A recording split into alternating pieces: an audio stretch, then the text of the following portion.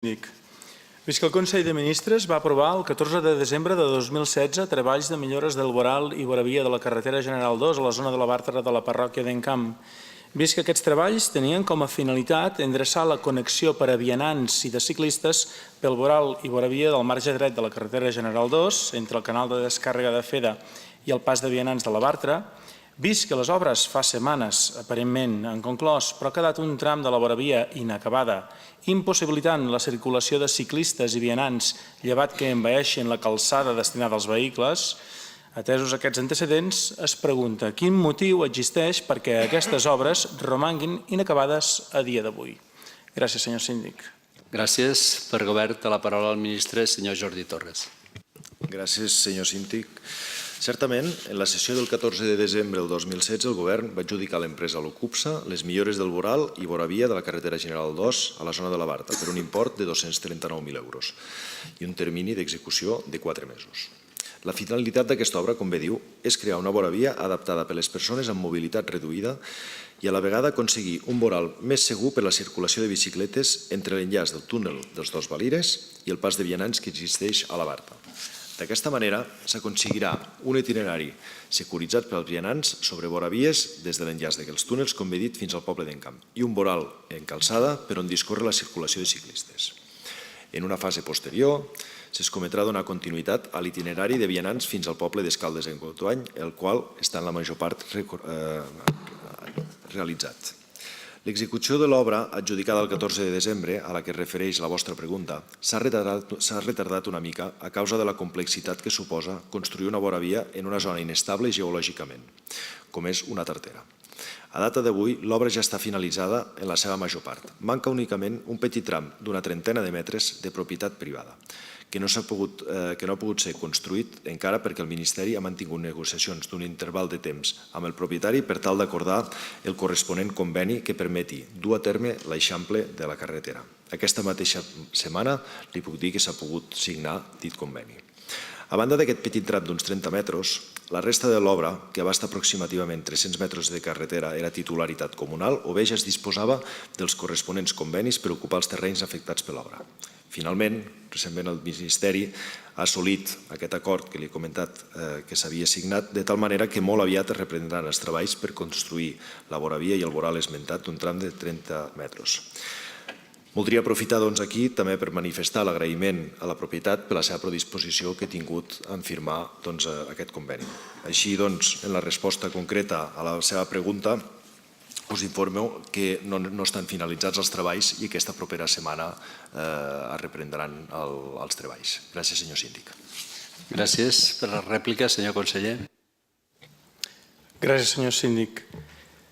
Gràcies, senyor Torres. No anem bé. I deixi'm emprar aquest plural majestàtic per no haver de fer servir la tercera persona del singular. Vostè, per mèrits propis, s'està guanyant que li canvien el nom del Ministeri a que es digui Ministeri de Desordenament Territorial. No es pot adjudicar una obra, no es pot fer una intervenció pública que, consegüentment, té la seva afectació al trànsit, per tant, en els ciutadans, i fer-ho sense una previsió i sense el que tota lògica diria tenir-ho tot preparat per poder fer una adjudicació i que es completi l'obra. Això, senyor Torres, perdoni que li digui, és un nyap, i un nyap evident, que salta a la vista i que, a més, que xoca a molts dels conciutadans que cada dia anem per aquesta carretera. Perquè a no ser que siguis un vianant intrèpid o un ciclista allò que hagi perdut el seny, t'hi jugues la vida per emprar una voravia que no serveix de res, perquè t'has de llançar literalment a la calçada i arriscar que no estiguis atropellat per un vehicle. Per tant, vostè ha fet una voravia que és un nyap, tal qual. Ara per ara és un nyap. Digui-n'hi bunyol, digui-n'hi pífia, digui-n'hi com n'hi vulgui, però no està bé. Llavors, diríem, home, és l'única, doncs miri, sé que estem parlant de 240.000 euros. A vostè potser li pot semblar una xifra molt poc important. A mi no me'n sembla gens una xifra poc important i a la majoria dels ciutadans del nostre país, molts d'ells, una xifra de 1.000 euros ja els hi sona com a astronòmica. Per tant, penso que des del rigor qualsevol persona que encapçala un ministeri ha de tenir dues premisses al capdavant, prioritàries per damunt de tot. Una és la gestió del diner públic i que no es caigui en malbarataments constants, i l'altra, evitar les molèsties als conciutadans. I amb la seva llista de nyaps, i aquesta és una, que és un exemple i prou, però en podríem afegir moltes més. Estàvem parlant de solars desocupats després de tirar edificis, que això genera un malbaratament de recursos públics, perquè mentrestant anem pagant un lloguer per a les oficines comercials d'Andorra Telecom. Molts diners que es llencen directament perquè no es fa una gestió estratègica de les obres que s'han de portar a terme. O, per exemple, rotondes que es fan i desfan. La rotonda de la Comella, jo diria que és la tercera vegada que ens hi posem a actuar en aquesta rotonda de la Comella. Cada vegada anem fent nova inversió i al cap d'uns anys, com que no ho hem previst o no ho hem fet bé, tornem a gastar diner públic. O l'estació d'autobusos. Jo em sembla que la setmana passada hi va arribar una carta amb un reguitzell de deficiències, des de que la coberta no cobreix, des que la gent es mulla, des que hi ha humitats, des que la pintura salta, amb la qual cosa, perdoni que li digui, un nyap darrere l'altre, Ministeri de Desordenament Territorial. I jo penso que la lògica faria pensar que a l'hora de projectar qualsevol intervenció d'obra pública s'ha de tenir tot controlat fins al darrer extrem abans d'això, de malbaratar diners i de fer molèsties als ciutadans. Gràcies, senyor síndic. Gràcies. Per la dúplica, senyor ministre. Gràcies, senyor síndic. Sembla mentida havent-li dit que s'acabaran les obres properament. Jo tinc la sort o la desgràcia de no tenir un vocabulari tan extens i tan ric com el seu. Jo li diré nyap, el que m'ha dit vostè, perquè després m'ha dit un bunyol i després ja no recordo molt bé tots els temes que m'ha dit. Aquí què es va voler facilitar? Ja li hem dit, és una zona geològica molt complexa. Vostè està dient que 250.000 euros són molt, però jo penso que si haguéssim fet el projecte, que potser corresponia per a aquella zona, potser hagués sigut un projecte que hagués superat llargament el milió d'euros, perquè hi havia una estabilització molt important a fer, i el que sí hem fet, els que tenim la sort de no tenir mobilitat reduïda, en aquell espai, amb aquesta voravia, el que s'ha aconseguit és que la gent pugui anar segurament des d'Encamp fins a Escaldes, podran anar fins i tot amb una cadira de rodes, i això penso que és important. I el ciclista tindrà l'amplada suficient per fer això. A part d'aquests 30 metres vostè que manifesta, nosaltres ja programem totes les feines, ja programem, intentem programar, sempre surten imprevistos, quan se fa qualsevol obra sempre hi ha imprevistos que s'han de pal·liar. Penso que aquí els imprevistos estan tots pal·liats perquè al final hem arribat a l'acord amb el propietari, que fins i tot el propietari, mentre nosaltres vam començar les obres, ja ens van manifestar que no hi hauria problema, que a mig termini arribaríem que ells no volien quedar com uns propietaris que no ajudarien en aquest projecte i en tot moment ens ho van dir. Vostè m'està parlant de Ministeri de Desordenament. Això em sap greu venint de vostè, Ferran Costa.